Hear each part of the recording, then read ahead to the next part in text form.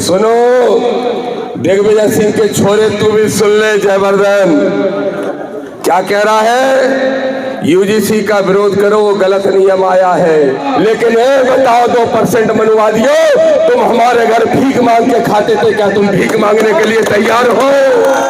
देश की 90% आबादी के लिए तो दामोदर पागल नहीं है। देश की 90% आबादी के लिए चंद्रशेखर जहर नहीं है। लेकिन सुन लो मनुवादियों, सुन लो मनुवादियों, तुम्हारे लिए दामोदर जहर भी है और तुम्हारे लिए दामोदर चंद्रशेखर कहर भी है। तुम्हें जितनी ताकत हो लगा लेना। हमारे आज का जो यूजीसी के समर्थन में प्रदर्शन है और ये आंदोलन रूपी जो बारात है, इसकी दूल्हा भीम आर्मी के प्रदेश संयोजक भाई सुनील बैरसिया जी, उनको और उनकी पूरी टीम को और पूरे भीम आर्मी के सभी साथियों को बहुत बधाई देता हूं कि आपने यूजीसी के मुद्दे पर लड़ाई शुरू की। और यूजीसी का वो मुद्दा है कि यूजीसी का मुद्दा सिर्फ SC/ST का नहीं, बल्कि यूजीसी का मुद्दा ओबीसी का मुद्दा है। तो आज जब ओबीसी की लड़ाई SC का भाई लड़े और SC के भाई का दुख दर्द ओबीसी का भाई समझे, तब सामाजिक समरसता बनेगी, तब बहुजनों का राज इस देश के अंदर आएगा। इसके लिए सुनील भाई को बहुत बहुत धन्यवाद। हमारे पार्टी के प्रदेश के प्रभारी आदरणीय विनोद अम्बेडकर जी, पार्टी के प्रदेश के अध्यक्ष भाई सत्येंद्र विद्रोही जी, और हमारे बीच में मौजूद पार्टी के पूर्व प्रदेश अध्यक्ष भाई सुनील अस्ते जी, युवा के पूर्व प्रदेश अध्यक्ष भाई अनिल गुर्जर जी, मैं भूल गया हमारे पाखंड और आडंबर का इंजेक्शन जो है धीरेन्द्र शास्त्री को हमने बाद में दिया, पहले इंजेक्शन डेकाडोन का लगाने वाले हमारे पूर्व विधायक RD प्रजापति जी, हमारे कौन सत्येंद्र विद्रोही जी को बोल तो दिया, क्यों नहीं बोला? क्या बोल दिया? बार बार याद दिला रहे सत्येंद्र विद्रोही।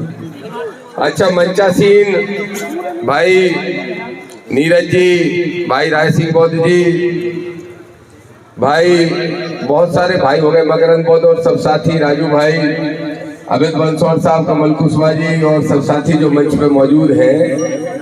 हमारे 13% होल्ड वाले छात्र भी आ गए, जो नेता भी बन गए। मैं तो बार बार नेता कहता रहूंगा बेटा। और मंच पे बैठी वो नारी शक्ति संगीता गोलिया जी, हमारे DPSS के भी बहुत पदाधिकारी बैठे हैं, वो गोडवाना के बैठे हैं, वो सभी पदाधिकारियों को और सामने बैठे सभी साथियों को, पत्रकार साथियों को, सभी को क्रांतिकारी जय भीम करता हूँ। साथियों देखिए, बहुत सारे विषय हैं, लेकिन सिर्फ 2 विषय पे आज बोलूंगा। समय बहुत कम पड़ जाता है, 1 घंटे से कम बोलने में बनता नहीं, तो इसलिए सिर्फ 2 विषय पे बोल लगा दे। कहीं पे क्या सोच रहा है, बम थोड़ी है, माइक ही तो है।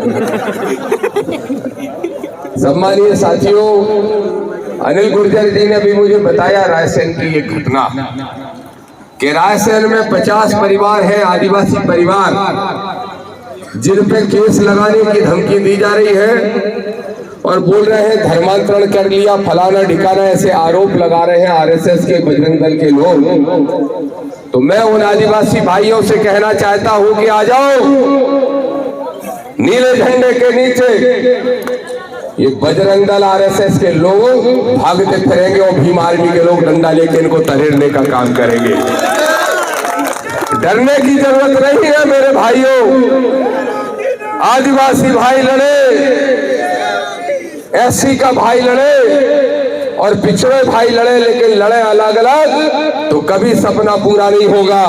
और जिस दिन एक मुट्ठी बन के खड़े हो जाएंगे, ये देश बाबा साहब के सपनों का देश बनने का काम होगा। ये दामोदर यादव कहने के लिए आया है। एक और रायसेन की घटना है, एक स्वदेश या कोई चैनल के पत्रकार है राम यादव, चले गए गौशाला देखने के, गायों की कितनी दुर्गति हो रही है।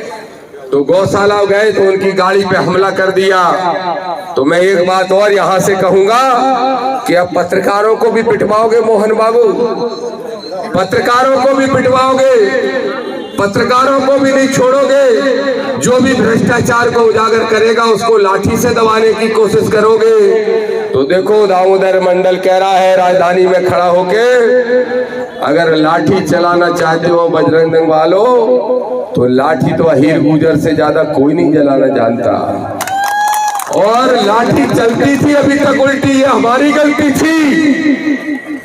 यादव की, गुर्जर की, दांगी की, रावत की, कुर्मी की, लोधी की, कुशवाहा की, पाल की, केवट की, सैन की, मल्ला की, साहू की, ये पिछड़े वर्ग के लोगों को होश आ गया, होश। इनको तुमने धर्म की भाग खिला रखी थी, हमने इनको संविधान की चाय पिला के इनका नशा फाड़ने का काम कर दिया।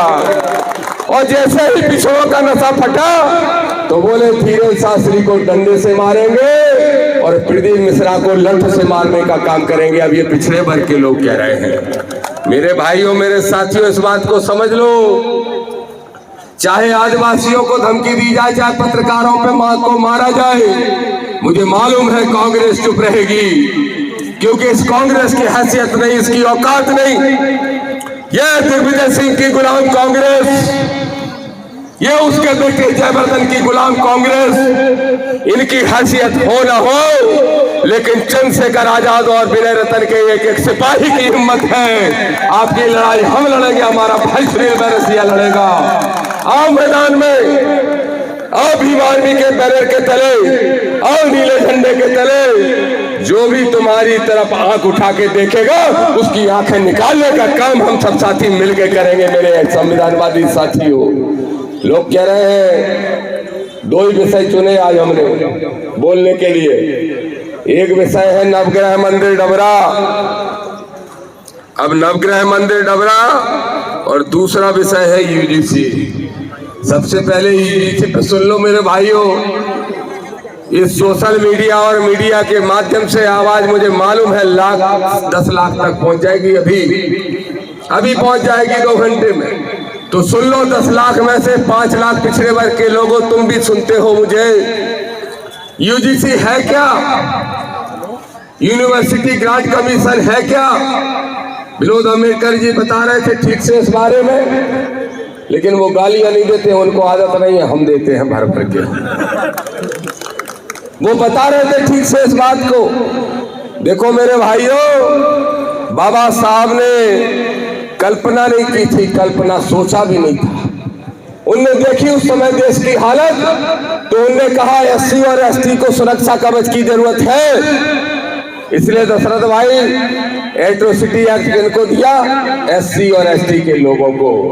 उनने नहीं सोचा था कि इसी मध्य प्रदेश के रीवा जिले में यादव की 1.5 फुट लंबी चोटी उखाड़ ली जाएगी। उनने नहीं सोचा था कि इटावा में यादव की चोटी काट दी जाएगी।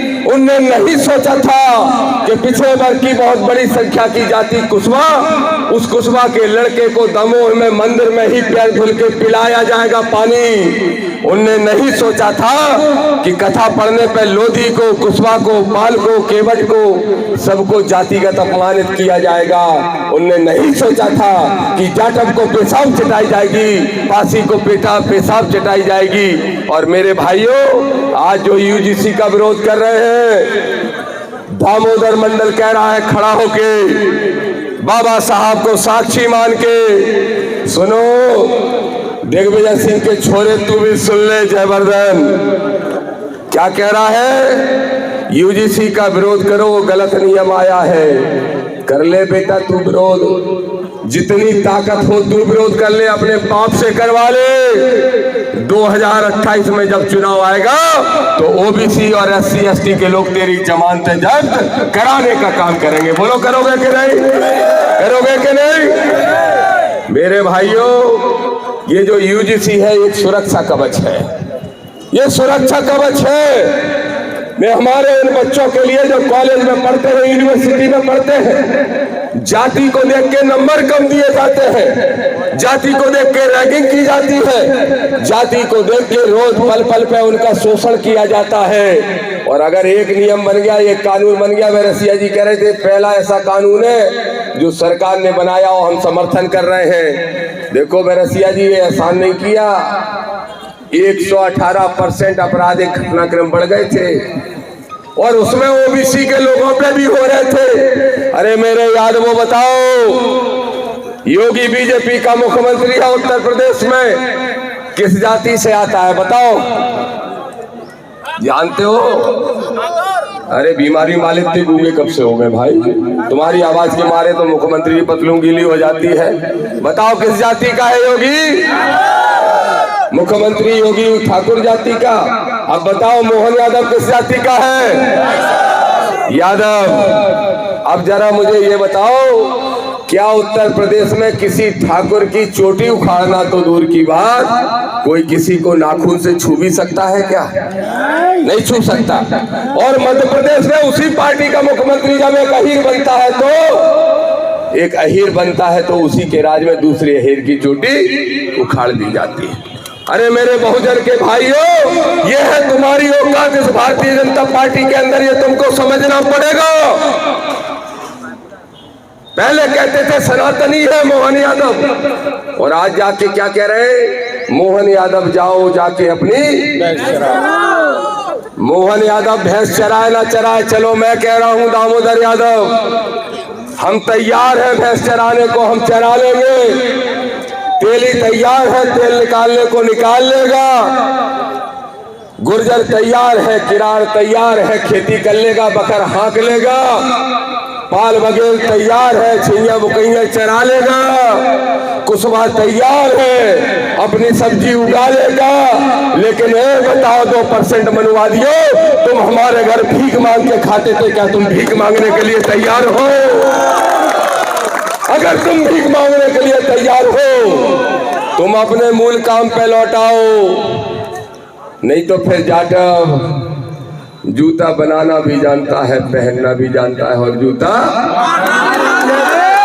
मजबूर मत करो जाति सूचक बातें करके और जातिगत अपमानित करके। मजबूर मत करो कि जाटव को तीसरे नंबर का काम करना पड़े।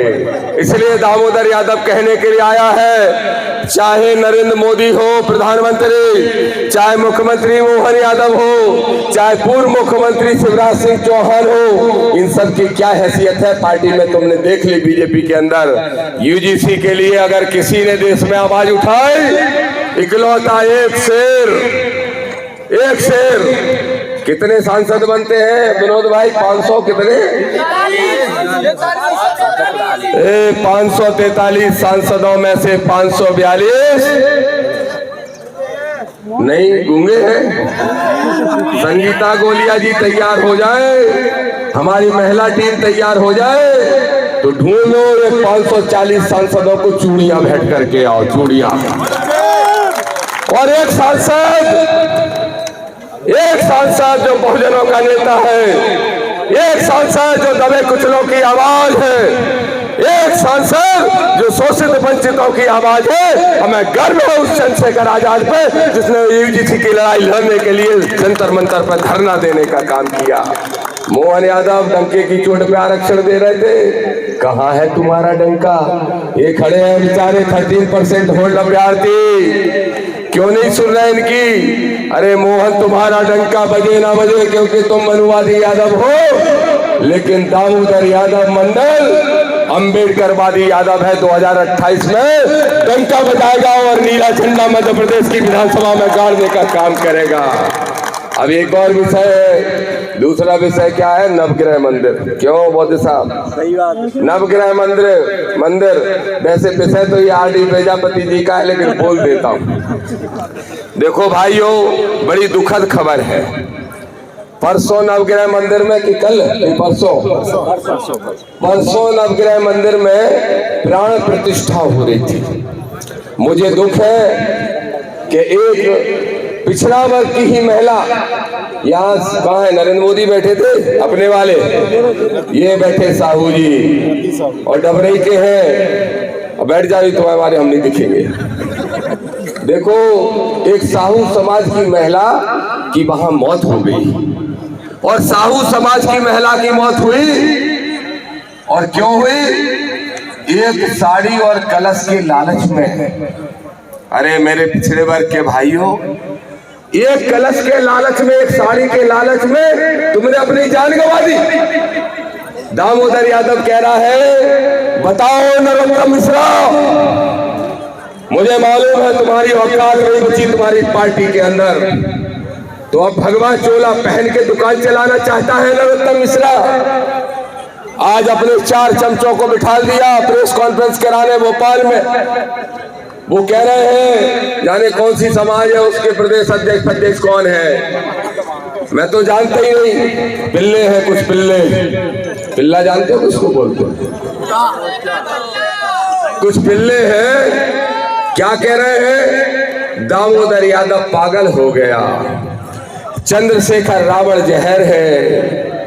बेटा, देश की 90% आबादी के लिए तो दामोदर पागल नहीं है, देश की 90% आबादी के लिए चंद्रशेखर जहर नहीं है। लेकिन सुन लो मनुवादियों, सुन लो मनुवादियों, तुम्हारे लिए दामोदर जहर भी है और तुम्हारे लिए दामोदर चंद्रशेखर कहर भी है। तुम्हें जितनी ताकत हो लगा लेना।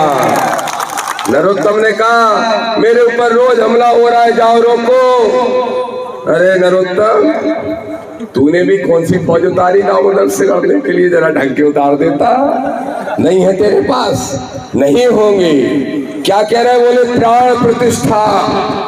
विधायक जी, प्राण प्रतिष्ठा कार्यक्रम का तो मतलब क्या होता है? प्राण डालते हैं, प्राण। क्यों सत्येंद्र विद्रोही जी, प्राण डालने का प्रक्रिया जानते हो? जानता है कोई इस धरती पे?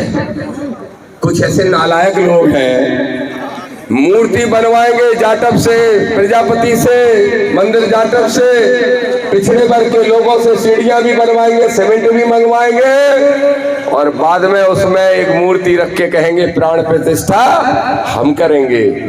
अरे नालायकों, इतनी ही प्राण प्रतिष्ठा करनी आती है तो हमारी जो साहू समाज की महिला मर गई, उसके शरीर में प्राण डाल देते तो मान जाते कि तुम्हें प्राण प्रतिष्ठा करना आती है। प्राण प्रतिष्ठा के लिए बुलाया और प्राण ले लिए। ये है इस मनुवाद की असलियत। इसके खिलाफ लड़ेंगे। वो जमीन है शुगर मिल की, और शुगर मिल की जमीन जिस पे किसानों का करोड़ों रुपया बकाया है, वो जमीन वापस भी लेंगे, किसानों में बंटवाएंगे भी। और सुन ले नरोत्तम मिश्रा, दामोदर यादव ने मोहन यादव से मांग की है, सुन लो मोहन, डबरा के नवग्रह मंदिर की बिल्डिंग खाली कराओ। नहीं चाहिए ऐसे ग्रह जो साहू को मार रहे। मार देते किसी ऐसे को तो समझ में आता जो मनुवादी होता। किसको मार रहे? साहू समाज के लोगों को, पिछड़े वर्ग के लोगों को। नहीं चाहिए ऐसे नवग्रह, उनको उठा के जहाँ ले जाना है ले जाओ, और डबरा की यूनिवर्सिटी, डबरा के मंदिर के अंदर हमारे बच्चों की पढ़ाई के लिए यूनिवर्सिटी खोलने का काम करो। बोलो तैयार हो कि नहीं तैयार हो? ये मांग यहाँ से चालू होना चाहिए कि नहीं? तो रोक लो।